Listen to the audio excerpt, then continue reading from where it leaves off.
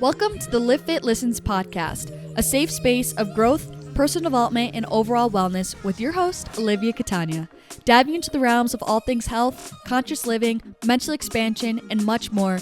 This podcast is designed to help you evolve into your best self and live fit. Let's get into the show.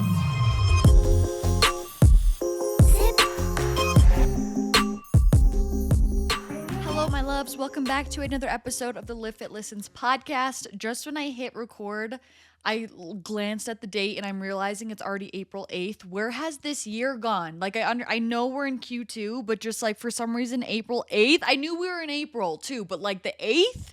I don't know, this just seems like, it already feels like we're halfway through the year. Holy crap, they really weren't lying when they said that every year just goes by faster and faster the older you get, because this is insane. I feel like literally just yesterday it was January, which is surprising because usually like the winters feel so long, and honestly the winter didn't feel like, it didn't go by really quickly, but it also did not drag on as long as it normally does for me, which I'm very thankful for that. But anyway, again, welcome back to another episode. I'm so glad you're here. I'm sorry about the little missed episode last week. I didn't upload last week, I just was really not in the headspace, like kind of a story for a different day, which I'm definitely happy to dive in with you guys.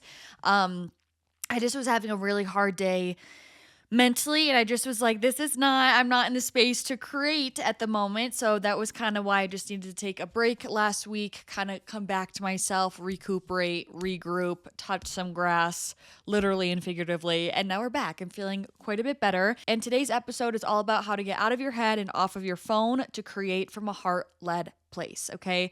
This episode, everything I'm about to say, just know that I'm literally recording this episode also to give myself this pep talk, because this is something I'm very heavily going through at the moment, working on, and something that I really, really, really need to hear. So before we get into it, my gratitude for this episode. If you are new, I always like to start each episode with something I'm grateful for, just to remind us all to make sure that we're continuously and thoroughly practicing gratitude consistently. So I feel very thankful for the ability to rebuild like our lives. Like I love that we really can start over.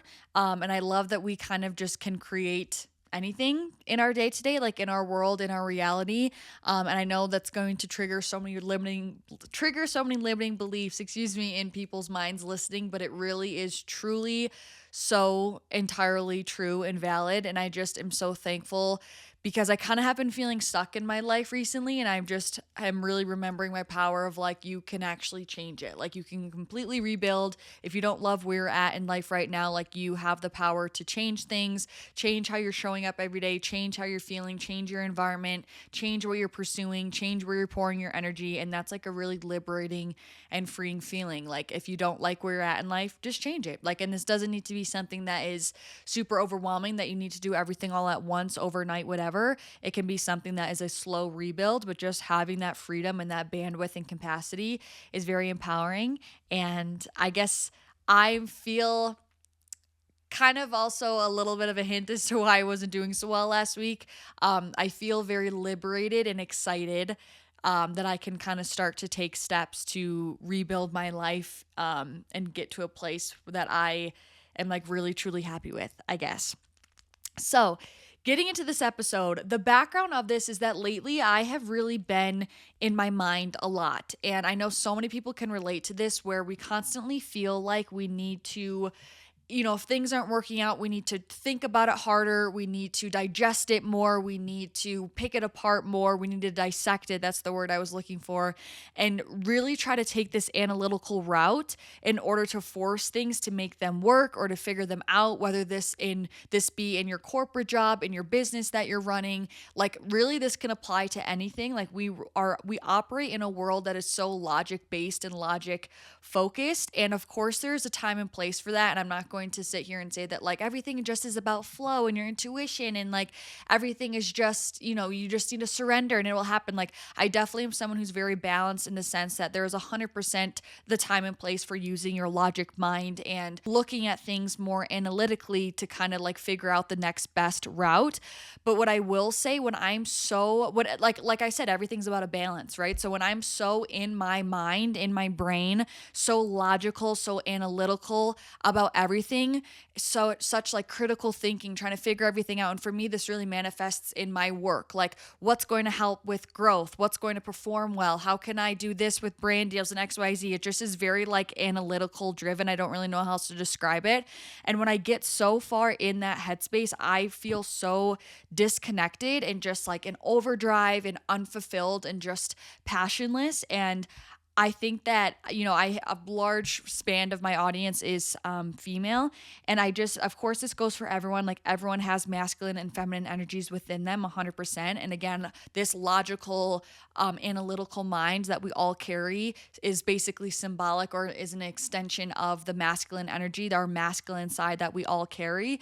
But especially as females, it's so important to sink into our femininity and our feminine energy. And there's so much wisdom that innately pours when you are in your state of flow and play and creation of your feminine side and of your feminine energy. And it is just so dang important to really make sure that we're also practicing that balance and actually allowing ourselves to sit and create and play in our heart and soul, like in that heart space and in a soul centered space.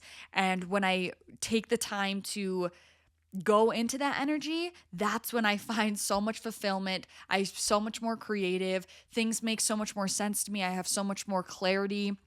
And I have this like different sense of purpose and passion and fulfillment behind what I'm doing, which just really lights up and magnetizes basically anything that I can create. And again, this doesn't have to just be in a creative sense. Like, if you don't have a creative job, that's totally fine. This can still manifest in the sense of like, you just had a really dang good idea at your job, or you did like a really great job with your presentation, and just things are like the energy in your work is almost palpable. It's like magnetized because you're acting from such a grounded, heart-centered space. And again, there's such like this unspoken wisdom and magnetism that comes from creating from that space.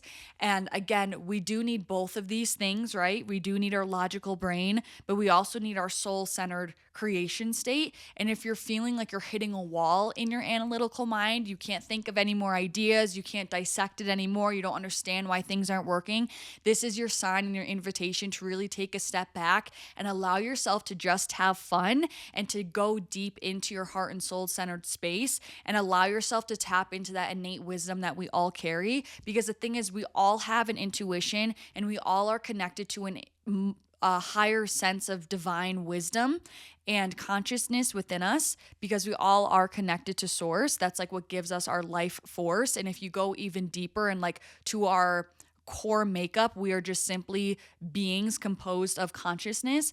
And when I really go back to my core in that sense and just tap into my consciousness and allow myself just to be and take a break from doing, that's when like a lot of ideas and fulfillment and wisdom will flood me. And I'm telling you, it always helps me do a better job with my creation and what I actually create in my workflow. Again, whether you literally have a creative job or just creation in the sense of your like tasks and performance in your workplace. And I think a perfect example of this is if we all can reflect for a second, like, when you're driving in your car and you're not really like thinking too hard about anything, you're just kind of like in a flow state, you're just being, or you're like finally letting loose and relaxing in the shower, and you have this like really great idea or this really great thought or this like burst of clarity comes through to you.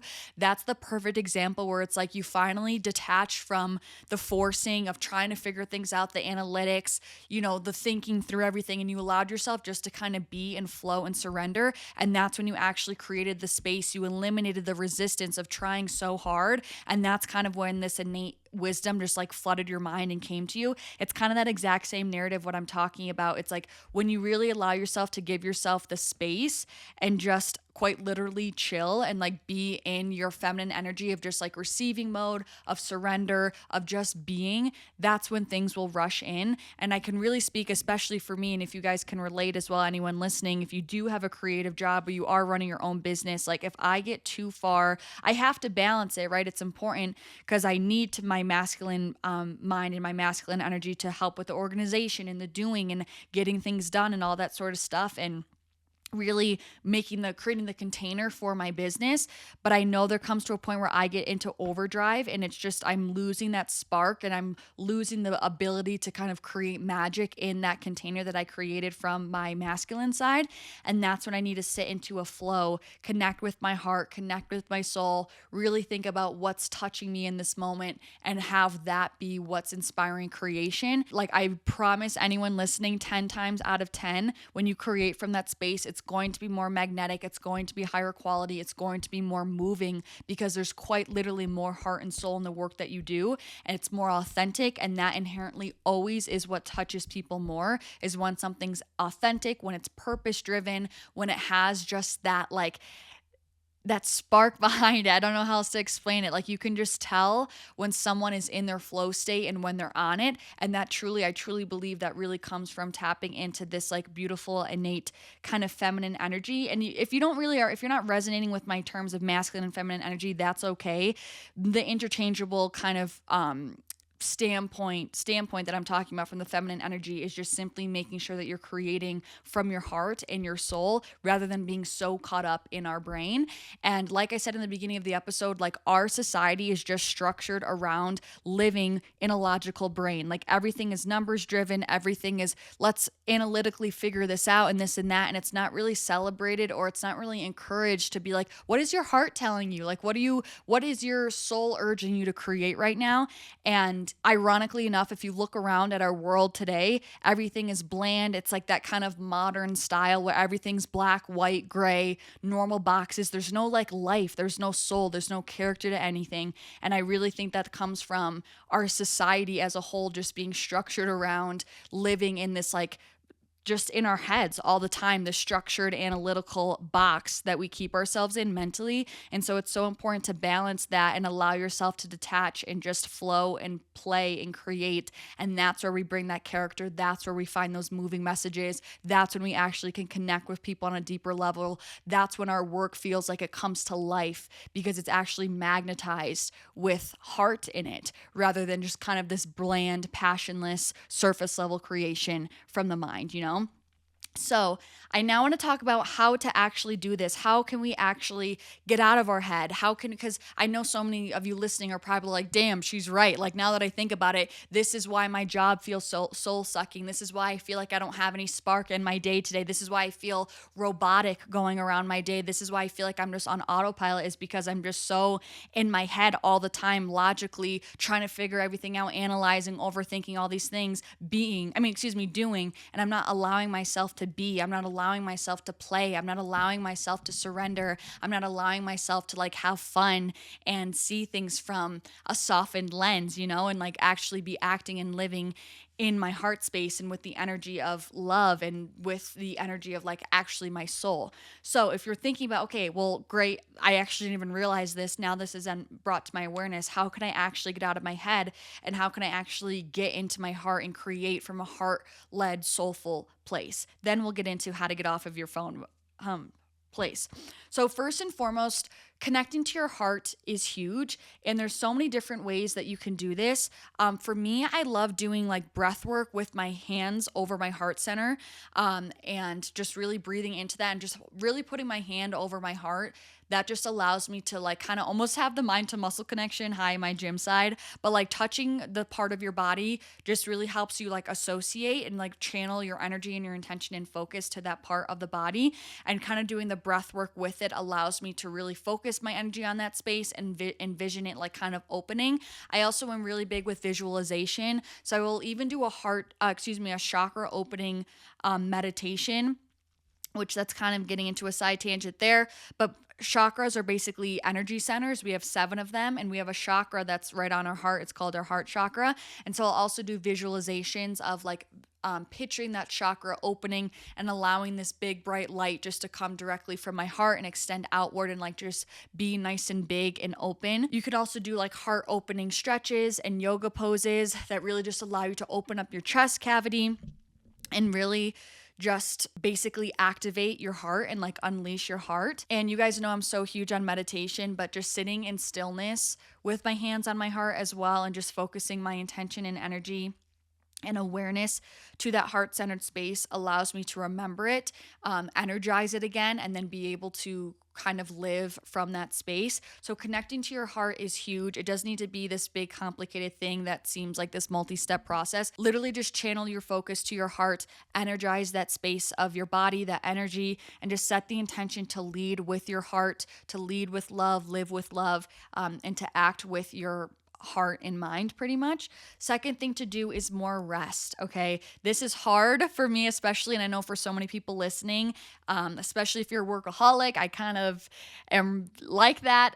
Or if you are someone who just is a busybody, who has a hard time sitting still, rest is so important, because I'm someone who's like, I always want to be doing something to improve myself, improve my life, be going forward, benefiting myself, staying devoted to my goals, etc. But there comes to a point where this kind of hyper and continuous personal development is what I want to say. It comes to a point where that's actually not productive because you're just in overdrive.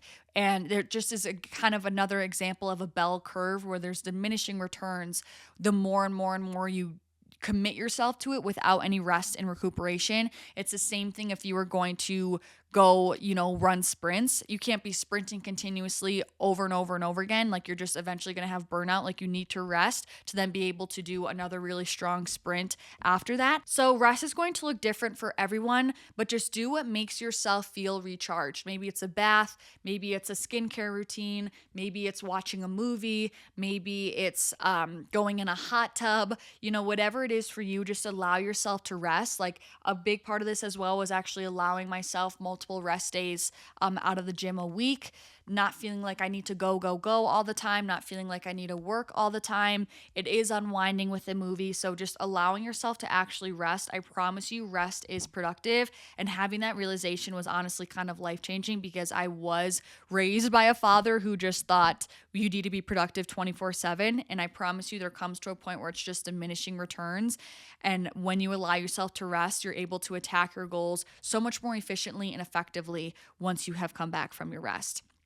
Third way to really get into your heart and your soul and connect to that space is to play. Okay. For me, this is dancing. This is listening to music. This is singing. This is going to the park and going on a swing. This is skateboarding. This is laughing. This is having fun. This is playing games with my boyfriend, card games, board games. This is just anything that makes you kind of feel like a kid again, that lets you let loose, that lets you kind of have that laughter come through, that lets you just kind of celebrate life and just truly have fun. Like, I think sometimes I'm someone who's a giggly person. I like to laugh. I like to be silly. I love to joke around.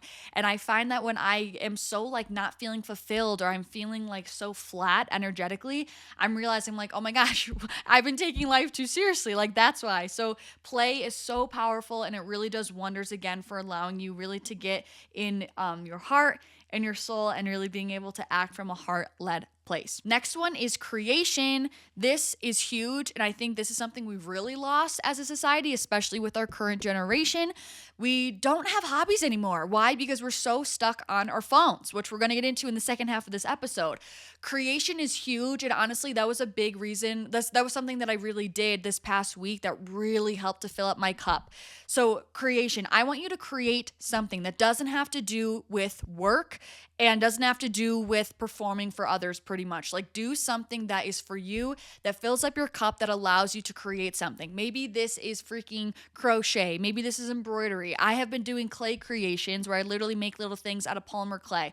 I was doing that last weekend. I literally feel like a new person, and I just let myself create something. Maybe this is drawing. Maybe this is singing. Maybe you are dancing. Maybe you are sewing. Maybe this is even fixing up your car. Like, whatever it is, just do something that you are like bringing to life. Like, literally, I want you to create something and bring it into this world from your imagination.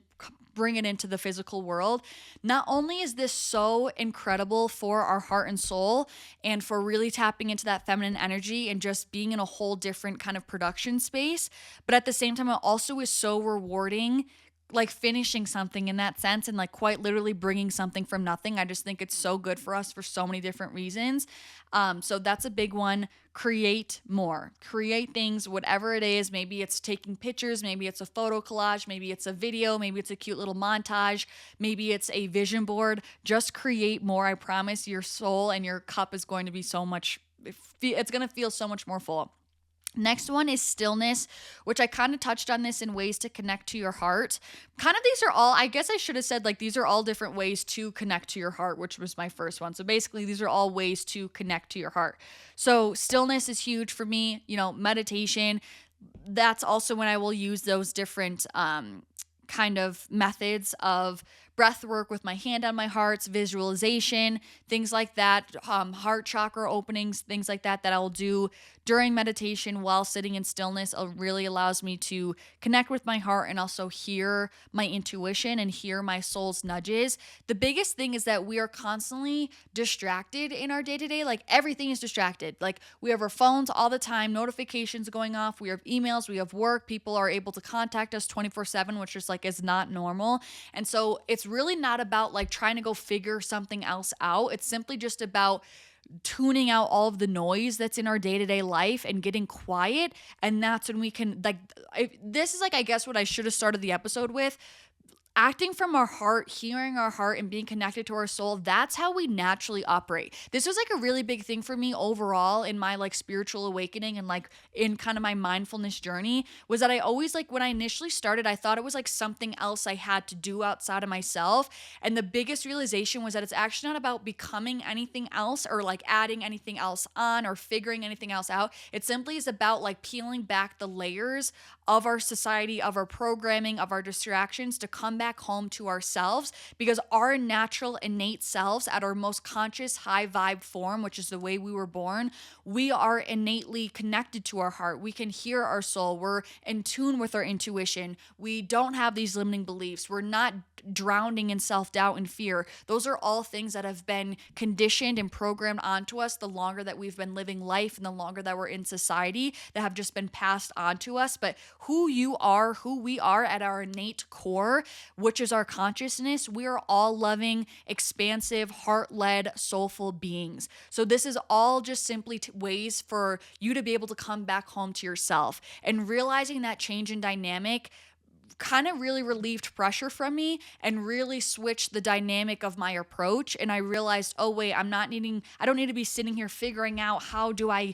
connect to my heart and how do I act from a soulful place. It's nothing that's outside of you. It's literally already within you. It's already something you innately need to do. We just need to come back home to yourself. And you do that by simply, allowing yourself to be, by sitting in stillness, by connecting with yourself, by resting, by playing, by creating, by doing things that naturally you always would have wanted to do, and releasing all of these countless distractions that we have in our day-to-day. And so the last one that I have written down here of how to connect to your heart is to really lead with purpose rather than results seeking. So I think this is also a huge one where, again, we're so caught up, society is so constructed from this masculine place, and with masculinity and with this masculine energy is what are our results, what did we produce, what's our output, etc. And the feminine and the creation is all about leading with purpose, all about your intention, all about your inputs, and really doing things for the sake of doing them well, and because you want to and because you care about where this product or service is going, not just because you are really hyper focused on the results of things. When I am way too focused and uptight about the results of things, about my inputs, about kind of that validation of how did things perform, it completely kills my magic, it kills my spark, it kills my divine intelligence, my wisdom, my fulfillment, my purpose, my passion. It just is like a buzzkill, moral of the story, when I'm so hyper-focused on results. So really lead from a place of purpose, lead from a place of what do I want my impact to be with what I'm doing, lead from a place of how can I help people, lead from a place of, again, how can I really create impact, lead from a place of purpose, lead from a place of pure intention, and it's going to completely change the narrative, the tone of what you're doing, the experience of how you're creating it. And therefore, again, these are all ways to really magnetize what you are creating on the back end because it's completely made from a different space. Another quote kind of that I love, I think it was from like Oprah. I don't know, but it was basically saying like you don't manifest what you manifest basically from the intent. You don't manifest what you want, you manifest your intention, I think is what it was. Sorry, it took me a second to get there. You don't manifest what you want, you manifest your intention, meaning really the place that you create from is everything. And this is kind of, again, another side tangent, but that's why when you create from a scarcity mindset, let's say you're like, I really want to make money because I'm tired of being poor and I'm scared of being poor and I'm fearful of poverty and all these things. It doesn't matter how much money you make. You could still, bulldoze through and work hard, and that's what's going to get you that money.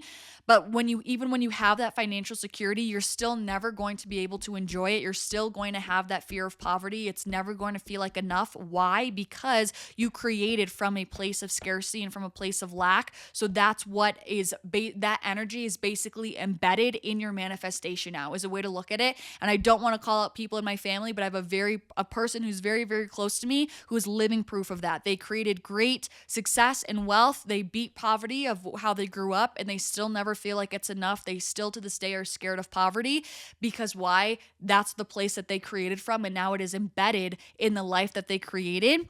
And now they can't even enjoy their manifestation. They can't even enjoy the fruits of their labor. So it's so important to really make sure you're acting from a pure place, okay? The last way I have written here of how to get out of your head and into your heart and soul is to get away from your phone, okay? What I've been saying is that your phone is such a distraction to us, and it literally just is a distraction from us being able to hear ourselves, from us being able to be in tune with ourselves, from us being able to be connected with ourselves, okay? So getting away from your phone helps a ton to get out of your head, to eliminate distractions, and actually like sink into your heart and in your soul and actually hear yourself and your true innate desires, your wisdom, your intuition.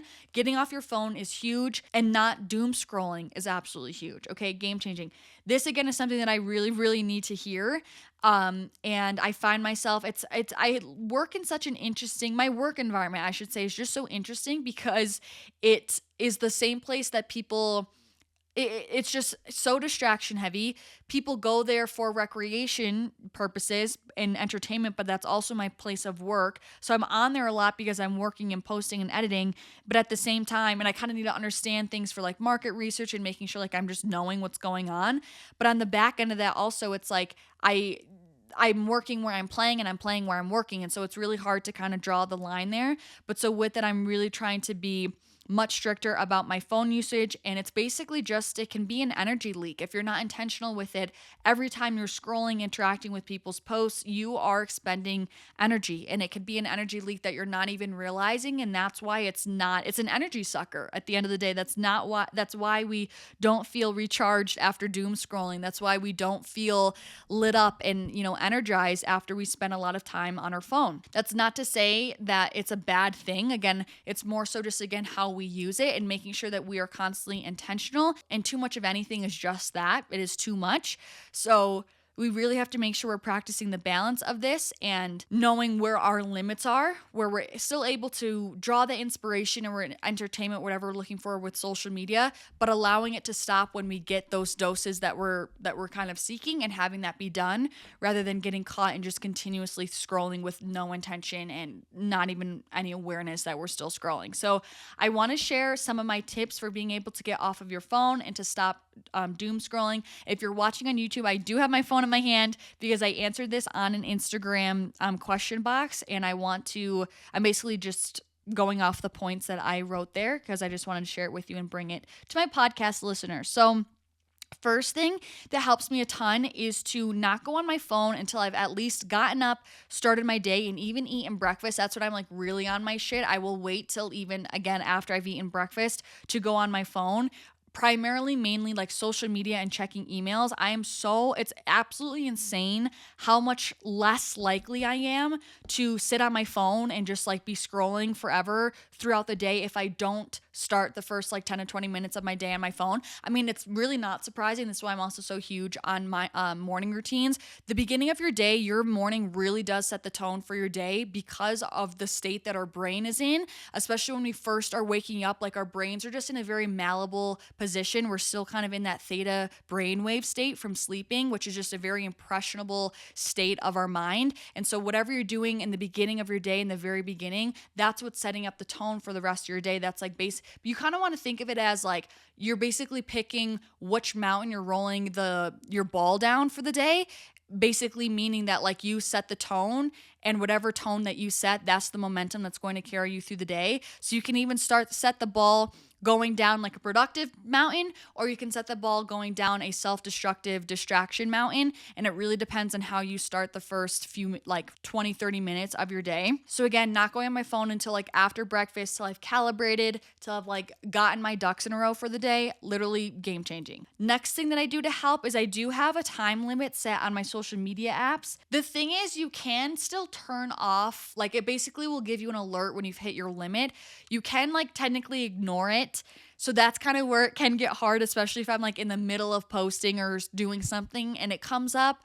Then that can be hard because I'm like, oh, I need to like turn it off for now. And then I turn it off to make sure I can have the time to finish what I'm doing so the alerts don't keep bothering me. But then I've turned it off for the day. So it doesn't work as well as I would like for it to. But it still definitely does help me, and it makes me way more aware of the time I am spending, and it does help with preventing doom scrolling. Again, I think if I didn't actually work on my phone, it really would be more effective. But for me, like it will happen if I'm like trying to edit a TikTok in the TikTok app, and I don't want it to keep coming up like your 15 minutes is up, your 15 minutes is up. So I will just turn it off for the day. You know what I mean? So it will stop like interrupting me in my editing thing. So again, I think that would work better if you're not a content creator, but still it does help, but I still think it's worth having. And there's definitely days where it definitely helps me like snap out of it and get off my phone. Another thing is to get your phone away from you as often as possible. Pretty self-explanatory, but we're so used to constantly having our phones glued to us and just next to us all the time. And so it's so easy just to pick it up when it's just so easy access and like right next to us and go on it unconsciously. Like we all experience that we go on our phone and we don't even realize what we were going on there for. So this one is huge. I try to have it like in other rooms as often as possible, especially when I'm really trying to buckle down and get work done. I'll leave it upstairs. If I'm working downstairs, I'll put it in another room. I'll put it in a drawer. I just really try to have it not directly next to me, especially where I can see like the notifications and my phone lighting up and all of that. Another thing that I did actually when I was really strict, there was a time where I was like really like, you are not consuming your phone anymore. I set a rule that I could not scroll on my phone while I was in bed, and it actually really did help me a ton, because when you're actually comfortable and you're relaxed and you're warm, that's like when it's so easy to doom scroll, because you just have to do like no effort and you can just quite literally sit there and rot. So this was like actually a big thing for me. And I remember I also even would plug my phone in away from my bed so it wouldn't be right next to me right when I woke up, which was also super helpful. And it also helped me get out of bed. It was actually the perfect combination, because when I would wake up in the morning, I'm someone who really likes to know, I don't know why, but I need to know the time when I wake up. So that would force me to like get out of bed to look at the time at least. But then I couldn't like unplug my phone from across the room once I checked the time. It's not like I could unplug it and go back in bed and be on my phone. Why? Because I made the rule that I couldn't scroll in bed. So it would force me to get up out of bed and then also still not like be able to be caught scrolling. So it really was a great like double whammy. And I remember before I would go in bed, how, that's when everyone likes to scroll. I would like sit on my floor for a little bit to like try to be on my phone and like get my scroll time in. But then I would be so uncomfortable sitting on the floor. I'd be like, I just want to go in bed. And so that would make me stop scrolling and like put my phone away. It also helped me go to bed at such a good hour. Honestly, maybe I should do that again, because it was really helpful. So again, I would basically set a rule that I couldn't scroll on my phone while in bed, and it helped me because I wasn't so comfortable and just able to go on autopilot on my phone in bed. Next one is to get hobbies, which is kind of what I touched on just previously about all these different ways to connect to your heart. Fill your time with other things. Like the thing is that that's kind of what I was saying. So many people have lost the joy and the importance of hobbies because they just spend all their time on their phone. So you basically just want to be too occupied to be on your phone. Like I love those days when I'm honestly really busy doing all these other things that I quite literally forgot to check my phone because I was already so occupied and I just didn't have the time. So that's a big thing. Like fill your time with other ways, find other things to occupy your time. Be so busy that you don't even have the time to just sit on your phone for hours on end. Other thing is meditation also helps me a ton, specifically with being off my phone, just because it simply makes my mind way calmer and like less anxious. And I just, again, when I meditate in the morning, it sets my pace for the rest of the day and I'm just way more composed and grounded. And so when my mind is more present and not running a million miles an hour, I tend to be more okay, like in the lulls of my day, in silence in my day, because my brain is like more operating at that pace. Whereas opposed to when I'm not meditating consistently, my brain is running quicker. It's more anxious. It constantly needs to be stimulated. So I find when I don't meditate consistently, I end up like jumping on my phone every 4 seconds just because I like constantly need stimulation. So that's kind of a weird like thing that maybe not a lot of people would think about, but I swear being consistent with meditation really helps to like calm your mind and slow things. Then that basically like kills your need for constant stimulation, which therefore helps you not always need to be turning to your phone. And then the last thing I have down is to really just have awareness when you're scrolling and be disciplined with it. Like that's the thing. All these tips that I share, of course, they're so helpful, but they're only helpful if you do them, right? And trust me, I've experienced firsthand. It's not always easy to be disciplined with your phone. Why? Because it's so easy to just be on your phone. It takes no effort. You're literally just moving your thumb, and that's why it's so addictive and it's been intentionally designed this way. So having awareness is huge. Just making sure that you don't get so caught tunnel vision and not get caught on like autopilot. Have the awareness, making sure you're still, having higher consciousness here and not letting them like completely brainwash you and just hypnotize you. Make sure you're really holding on to your awareness. Recognize when you've been scrolling for a long time. That's also why those alerts help me, just because they break up my scroll and like, again, make sure that I'm not getting just hypnotized in a doom scroll. So have the awareness, recognize you're like, okay, I've been scrolling for a lot. Maybe even set a little alarm on your phone when you want to go scroll. Set a 10-minute timer so that you know when 10 minutes have been up of scrolling, things like that. And really, again, it just comes down to you being disciplined. At the end of the day, you need to decide that you're done wasting time on your phone. I think I saw something from a Mel Robbins podcast clip that we will spend like 20 years of our lives on our phone. I just can't even think about that. So, with that being said, it was like 15 to 20 years. So, with that being said, have the awareness, be disciplined, understand that you're really only hurting yourself and throwing away your own time the longer that you're just sitting mindlessly on social media. Again, it can be a great tool. It's inspiring. I, of course, love social media. I love creating content. I love what I do. But again, too much of anything is too much. I'm a huge advocate of balance. And with that comes with knowing when you've hit your limit and when you've hit your boundary. And when you're constantly surrounded by stimulus, it's so hard to be creative. It's so hard to be innovative when you're around noise and distraction and what everyone else is producing. It's so hard to be original. It's so hard to be authentic. It's so hard to be yourself and unique. And again, it's not because you naturally have those difficulties. You already have uniqueness, authenticity, originality, individuality. You already have all of that within you. It's just about removing the distraction so that you can actually tune into it and hear it. So many people say if you are creative and you're struggling with ideas and being creative, go be bored. Like, go remove yourself from stimulus, go remove yourself from distractions, and just sit and be and allow yourself to be bored. And you're going to be amazed with how many freaking ideas will just flood to you. So, that's everything. Entire episode of how to get out of your head and off of your phone to create from a heart-led space so that we can all just be more purpose-led, fulfilled, connected, tapped in, individual, unique beings, the way that we've been intended and designed and meant to be. So I love you guys so much. The affirmation for this episode is, I allow my unique interpretation of consciousness to flow through all that I do. I allow my unique interpretation of consciousness to flow through all that I do. We also got another booking for the 4th Livfiit retreat that's happening in Thailand this November over the weekend. So we now have 10 beautiful women that are joining us again in Thailand. It is a 7-day retreat. The dates are the 9th through the 15th.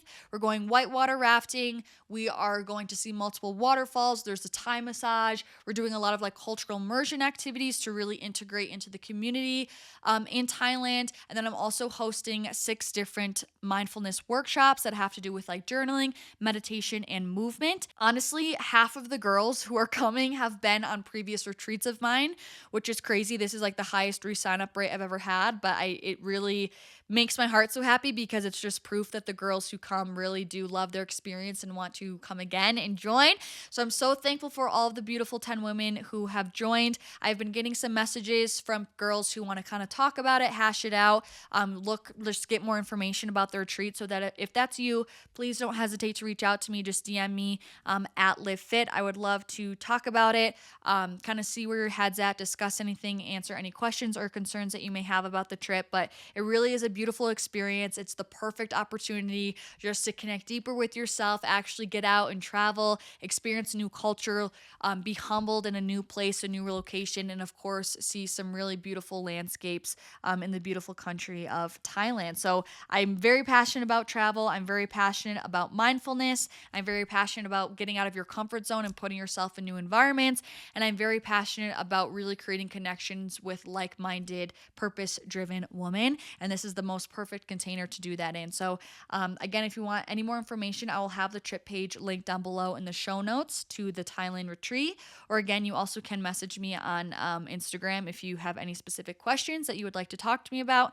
Thank you guys so much for listening. I'm sending you so much love, and hopefully I'll see you. I almost said hear you. See you in my next episode.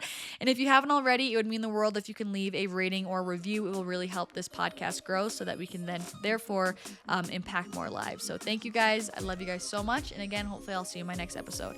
Peace out.